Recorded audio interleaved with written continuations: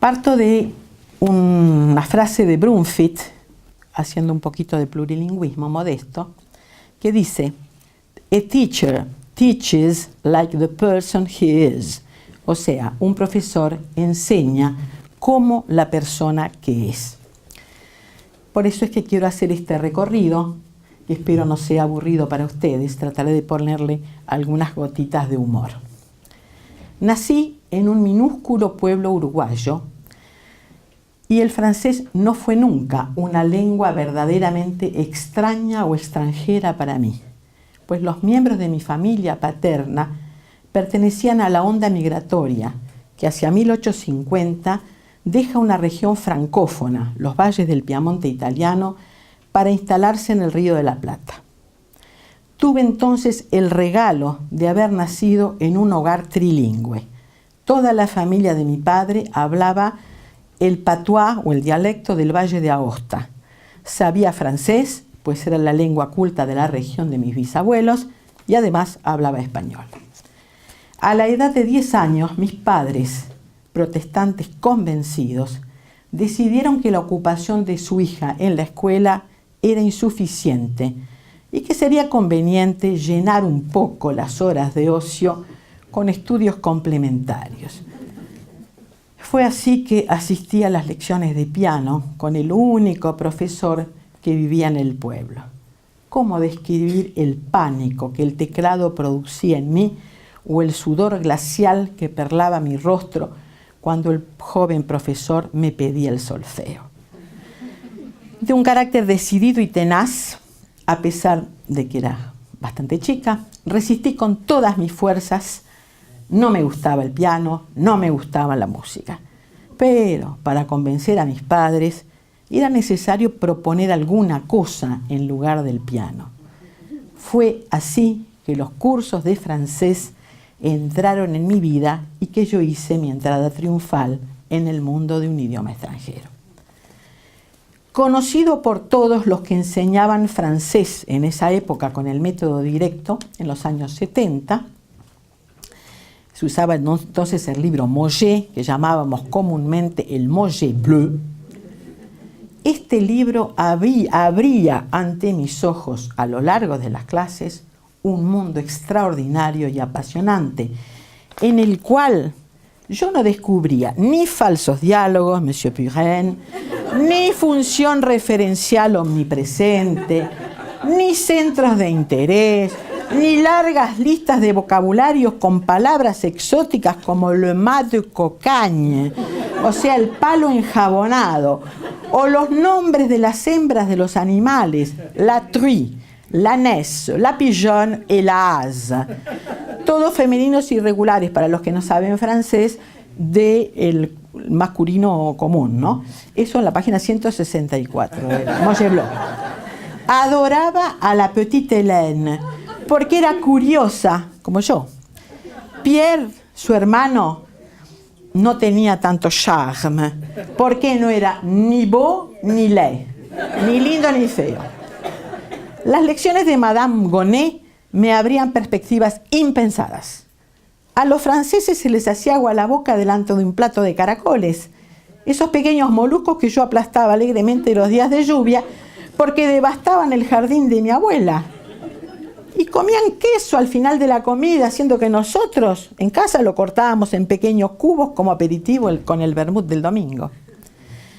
Jamás olvidé una foto que se hallaba al final del libro y sobre el cual nuestra profesora hizo caso omiso. On s'embrasse beaucoup sur le quai des gares françaises. Uno se besa mucho en las estaciones de los trenes franceses. Eso decía el texto de la foto. Y eso, se imaginan, hacía soñar a la joven adolescente en la que me había convertido. Poco a poco el francés, ese idioma que preservaba la intimidad de los adultos, de mi familia, pues les permitía comunicarse sin que nosotros, los niños, comprendiéramos nada, esas misteriosas palabras que susurraban o zumbaban en la boca de mi abuelo valdense, esos sonidos opacos y sombríos ubicados en la nariz de las viejas tías, se convirtieron en familiares, amigables y sin secretos para mí. Así, 4 o 5 años bajo los buenos cuidados de la señora Gonet, 2 tomos del Mollet Bleu y la influencia familiar me permitieron hacer mis primeros pasos excitantes en el ámbito de la enseñanza. En efecto, comencé a ayudar a mis compañeros del liceo cuando tenían dificultades con el francés. Les hacía dictados para mejorar la ortografía. Practicábamos el análisis lógico y revisábamos los objetos del mundo al más puro estilo diccionario Duden. Los logros de los alumnos del francés coronaban los esfuerzos de una compañera profesora comprometida y eso dejó ciertamente huellas en mi inconsciente, pues un año después de haber comenzado los estudios de química en la Universidad de Montevideo, un acontecimiento fortuito cambió para siempre mi vocación. Voy haciendo cierto suspense. Los estudios se desarrollaron en Montevideo y franceses de la Alianza Francesa, donde yo daba algunos cursos para pagar mis gastitos, habían organizado una fiesta cerca de mi pueblo natal porque un profesor parisino muy erudito quería contactarse con personas que hablaran el patuá del Valle de Aosta para grabarlos y conformar un corpus de investigación. Confieso que no tenía en esa época la menor idea de lo que esa palabra significaba. Mi vida estaba dedicada a comprender las matemáticas y a memorizar las fórmulas del perclorato de sodio, del ácido bromídico o del aldehído acético. Fue durante la mencionada fiesta que tomé la decisión de cambiar el rumbo de mi vida y reorientarla gracias a la propuesta del director de la Alianza Francesa, que me ofreció una beca para hacer estudio de letras en Francia. Para decir verdad, el estudio de la literatura no me atraía, pero la idea de partir ejercía en mí una fascinación indescriptible, conforme al gusto por los viajes que se me atribuye con justa razón. Y así se materializó mi sueño y en noviembre del 68 dejé el Uruguay para comenzar mis estudios en la Universidad de Grenoble. El grupo con el que viajé, con el que me encontré en París, había 30 latinoamericanos como becarios. Pero, cuán grande no fue mi sorpresa cuando me encontré en la Facultad de Letras sola y sin ninguno de los compañeros del grupo viajero. Todos los compañeros del grupo viajero fueron a los cursos para extranjeros. Y a mí, no se sabe por qué razón exactamente, me dijeron que me tenía que inscribir en la Facultad de Letras de Grenoble. Estaba furiosa.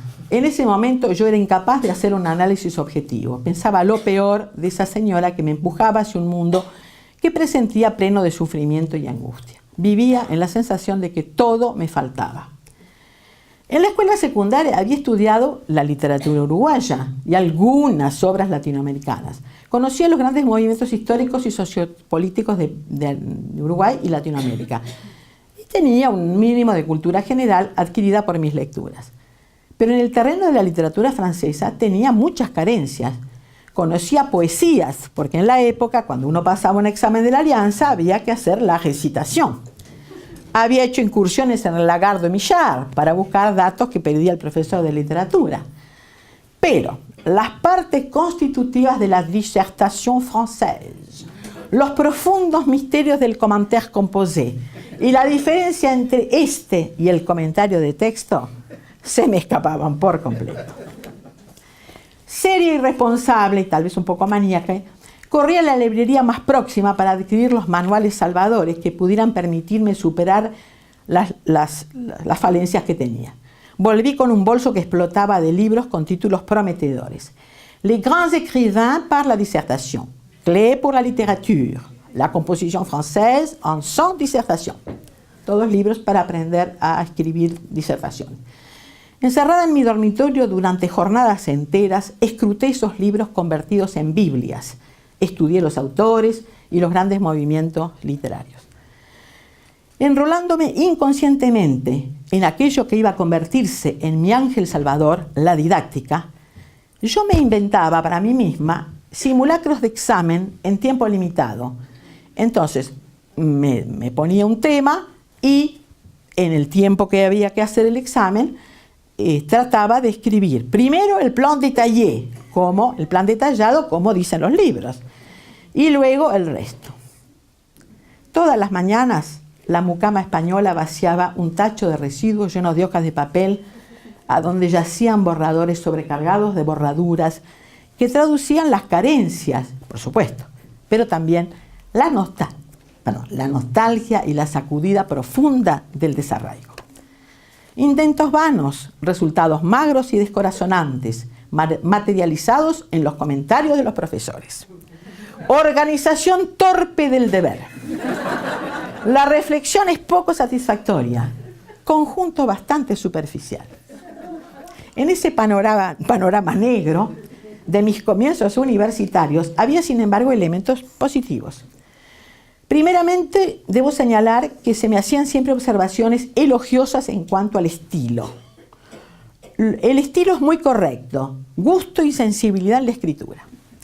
Además, la ayuda proporcionada por mis compañeros franceses, su paciencia, su comprensión y la solidaridad manifestada, fueron para mí, realmente quedan como recuerdos indelebles. Se habían convertido en el anclaje en Francia y su aporte ha jugó en ese momento un rol esencial para que pudiera establecer otras relaciones y alejar un fantasma que me obsesionaba, volver a mi tierra lo antes posible. En fin, debo señalar un tercer elemento en estos estudios que corrían el riesgo de terminar mal. Permiso.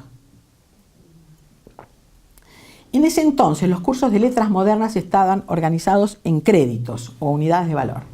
Algunos eran obligatorios, en tanto que otros se presentaban a elección.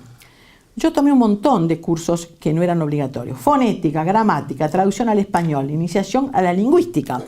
Estábamos en la época en que acababan de salir, por los años 60, los célebres elementos de lingüística general de André Martinet.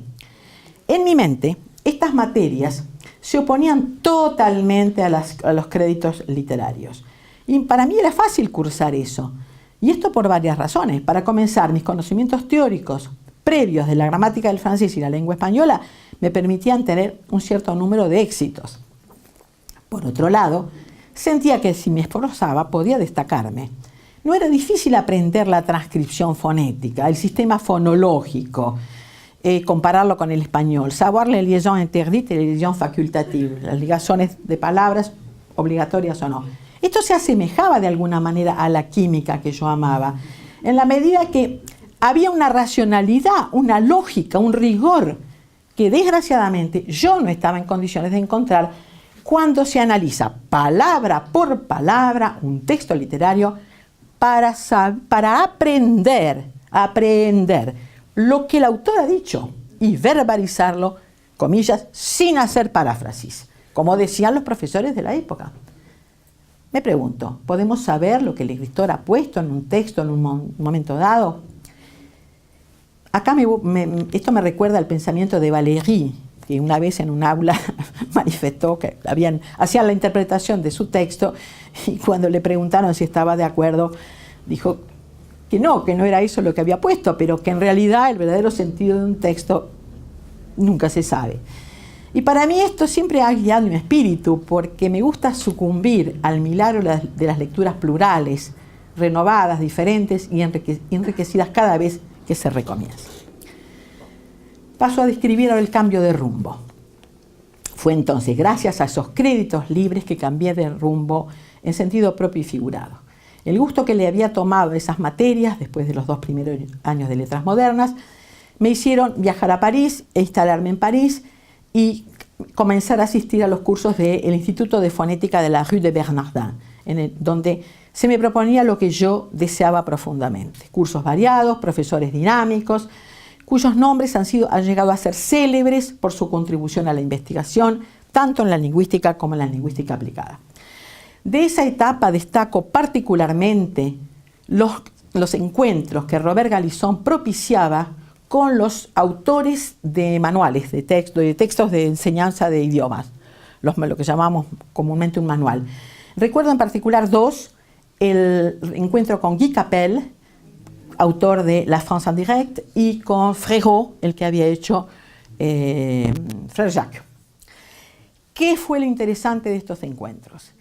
Ahí nos encontrábamos con seres de carne y hueso que explicaba lo difícil que es concebir un método, lo trabajoso que es en realidad es producir algo y, digamos, ver la complejidad, como el término que le gusta tanto a Christian, la complejidad de la tarea de producción y este pensamiento de saber que nada es fácil, que todo cuesta, unido a otro pensamiento de Robert Galison, que para mí siempre fue muy esclarecedor. Robert Galison decía, la escritura ayuda, escriban, eso ayuda a construir sentido. Esto siempre me ha guiado en mi modesto trabajo de creación pedagógica. Yo creo que fue ahí realmente donde saqué mucho jugo para mi vida, ¿no? En el instituto me sentía cómoda. Había alumnos que eran todos ya profesores de chino, de inglés, de ruso, de portugués, y estos estaban en los cursos de lingüística aplicada. Yo creo que puedo situar ahí, en ese momento, mi decisión de dedicarme a la enseñanza del FLE. El hecho de haber aprendido una lengua extranjera y de haberla enseñado me daban fuerza y seguridad. Tenía siempre la impresión, cuando los profesores hablaban, de que esos contenidos eran du déjà vu.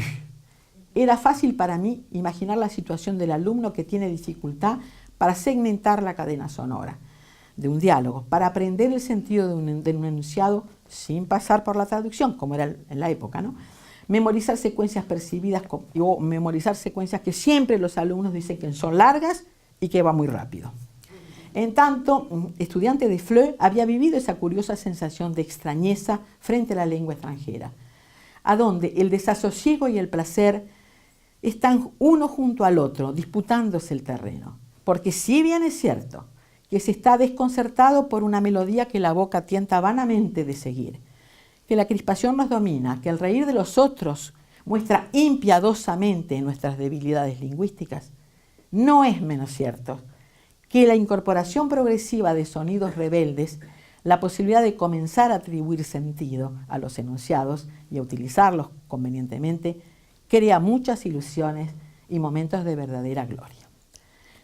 No quiero concluir este recorrido de mi vida académica en Francia sin un comentario relativo al material bibliográfico. La fotocopia no existía prácticamente en 1970. Se hacían fotos de los documentos, pero no se podía fotocopiar libros. Así que yo pasé gran parte de mi tiempo en Francia consultando fichas y libros en bibliotecas. Esto me ha marcado profundamente y ha definido para siempre el amor que tengo por los libros y la lectura.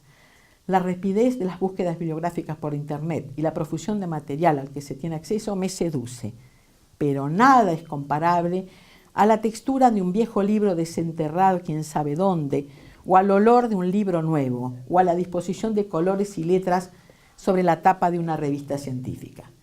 Me gusta escuchar de esas páginas el canto de sirenas que me incita tanto a hojearlas o recorrerlas en diagonal como a devorarlas, degustando cada palabra en un festín que está reservado a un solo invitado.